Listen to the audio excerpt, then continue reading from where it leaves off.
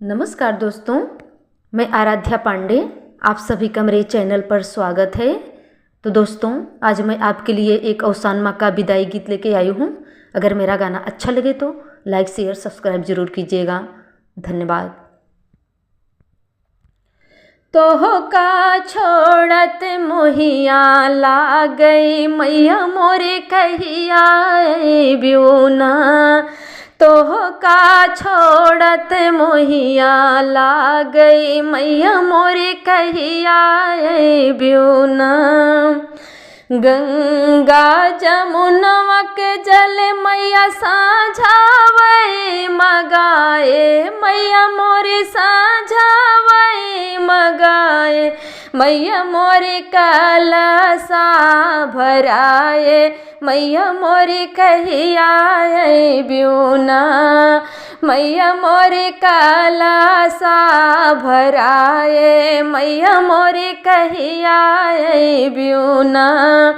तोहका छोड़त मोहिया लागई मैया मोरे कहिया ब्यूना।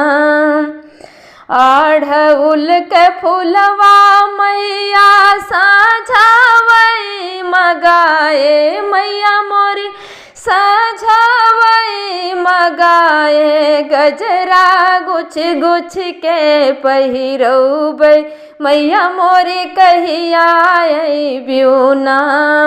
गजरा गुछ गुछ के पहिरौबै मैया मोरे कहिया ब्यूना।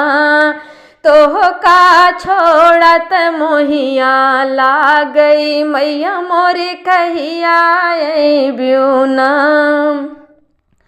तोहराई भोगवा मैया साझावई मगाए मैया रानी साझावई मगाए।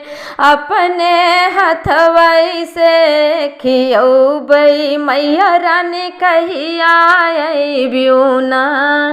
अपने हथवई से खियौबै मैया रानी कहिया ब्यूना।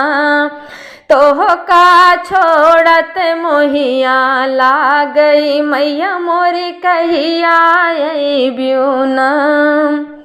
सातौ सोहागिन मैया रानी साझावई बोलाए मैया रानी साझावई बोलाए। तोहरा पूजन करवौबै मैया रानी कहिया ब्यूना। तोहरा पूजन करवौबै मैया रानी कहिया ब्यूना। तोहका छोड़त मोहिया लागई मैया मोरे कहिया ब्यूना। तोहका छोड़त मोहिया लागई मैया मोरे कहिया ब्यूना।